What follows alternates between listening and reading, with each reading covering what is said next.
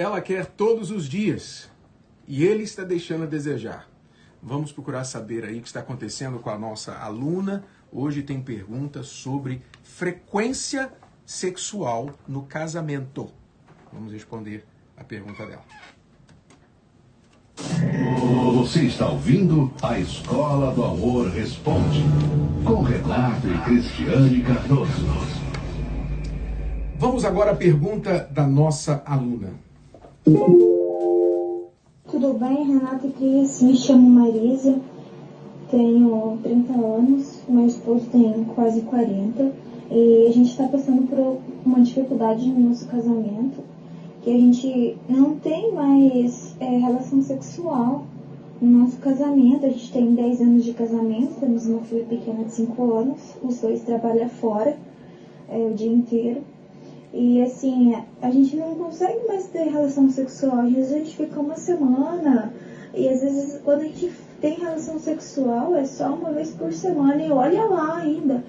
Então eu queria uma ajuda para vocês poder nos auxiliar de como a gente poder mudar essa situação, porque eu não quero perder meu casamento por causa de falta de relação sexual. Nos ajuda, por favor, nos dá uma direção, algo que a gente possa estar mudando, alguma coisa que a gente pode estar nos ajudando para mudar essa situação, para a gente poder ter todos os dias, porque uma vez por semana chega a gente fica sem saber o que fazer.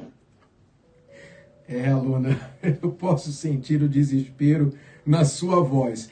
Há quem diga que você está reclamando de barriga cheia tendo uma vez por semana, né? Eu não estou dizendo que você está, estou dizendo há quem diga, né? Porque hoje em dia, infelizmente, há muitos casais que estão vivendo uma vida de casal sem sexo. Incrível. Nunca houve uma sociedade, né? A sociedade nunca foi tão sexualizada e sensualizada como é hoje, e mesmo assim, muitos casais estão vivendo sem sexo ou quase sem sexo. Ora, por que para ela, uma vez por semana não está o suficiente? Naturalmente, as mulheres, quando a mulher chega aos 30 anos de idade, entre os 30 e 40 anos de idade, de uma forma geral, a mulher está no seu pico sexual. O homem, ele começa normalmente aos 16, 18, o seu pico sexual, vai até os 70. Estou brincando. Nem todos. Mas o homem, na sua juventude, ele está naquela situação de pico de desejo sexual, e a mulher alcança esse pico. Normalmente, é claro que existem diferenças e exceções, tá? Estou falando em termos gerais. Normalmente, entre os 30 e 40 anos de idade. E quando o homem passa dos 40, ele já começa a declinar um pouco neste desejo. Uma coisa que a nossa aluna tem que entender, que todos os nossos alunos têm que entender, é o seguinte: a libido, o desejo sexual, raramente é igual para os dois. Raramente. Raramente se encontrará um casal onde os dois querem com a mesma frequência ter a relação sexual. Normalmente, um quer mais do que o outro, um quer menos do que o outro. Isso é absolutamente normal, até porque nós não somos iguais, nós não somos pessoas iguais. Mas é importante que, dadas as devidas diferenças, que todos os casais tenham a seguinte compreensão: se um quer mais e o outro quer menos, então os dois têm que encontrar no meio do caminho. É a lógica, é o bom senso, é o equilíbrio, é o que é justo. De repente, para ele, uma vez na semana está bom. Para ela, está desesperador. Então, no mínimo, ele tem que fazer um esforço de não, se não todos os dias, como era o desejo dela, pelo menos 3, 4 vezes na semana, ele tem que fazer esse esforço. Eu falo esforço, parece engraçado, né? Não deveria ser um esforço. Mas, da parte dele, talvez seja um esforço. Não que ele não goste, mas por causa de que para ele não é tão necessário quanto para ela. Por isso o esforço. Então, o casal tem que procurar se encontrar no meio do caminho, na vida sexual, como também em todas as outras áreas do casamento. Agora, algumas questões que a aluna tem que entender aí também, né? Como eu já falei, você está no seu pico sexual. Ele já passou desse pico. Então isso já afeta um pouco a diferença de idade de vocês de quase 10 anos. Vocês têm uma filha de 5 anos. E eu não sei se é o seu caso, parece que não, mas eu vou citar porque talvez eu ajude algumas mulheres, esposas e mães. Às vezes a mulher, ela se esquece de ser esposa. Ela, depois que se torna mãe, ela se mantém apenas como mãe. Volta toda a sua atenção para a criança e a gente entende que a criança é um ser que precisa de atenção total.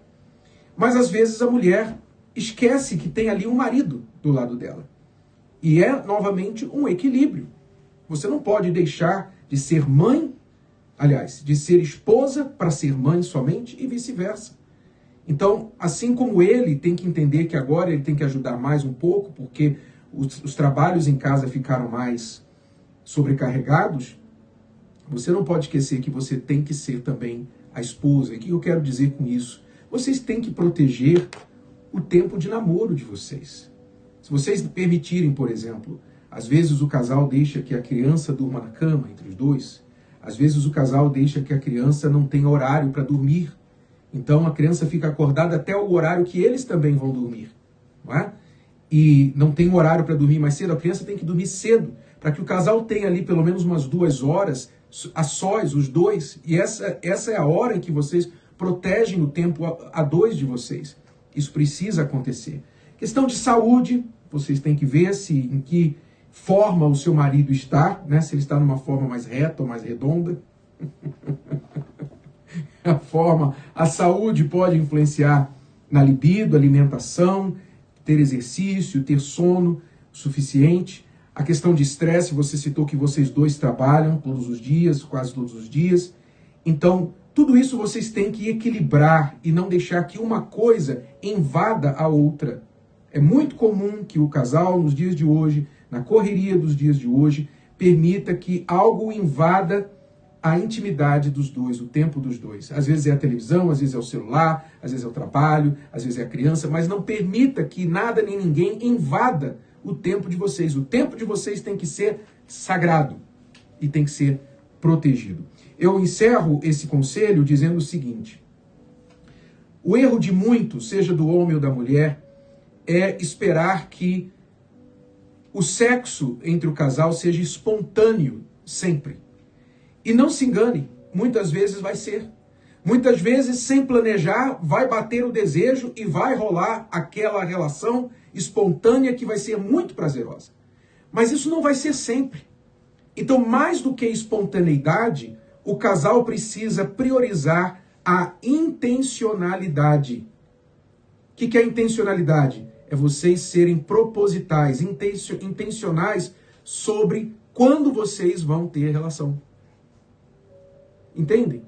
Não é ficar esperando, estou sem vontade, não estou sentindo, não rolou. Não é isso. Vocês têm que trabalhar para que aquilo aconteça com a intenção. Então, por que deve ser assim? Porque quando vocês fazem as coisas certas no casamento, e obviamente o sexo, a maioria sabe que o sexo não é o que acontece na cama apenas, especialmente para a mulher, mas é importante vocês saberem que quando vocês começam e fazem as coisas certas, então o desejo vem.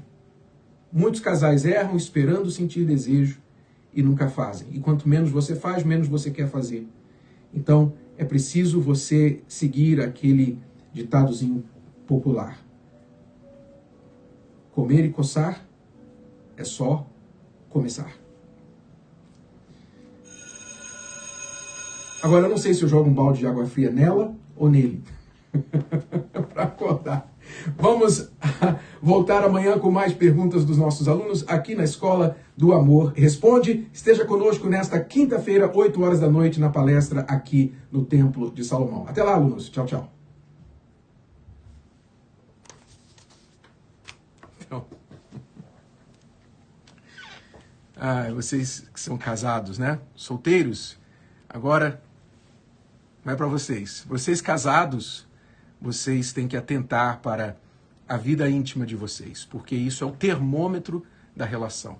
Quando o casal vai bem, nos dois, né, os dois, não só para ele, nem só para ela, para os dois, quando os dois vão bem na intimidade, então esse bem-estar no quarto ele tende a seguir para todas as outras áreas da vida do casal. Mas quando não vai bem no quarto, fica difícil, tá bom?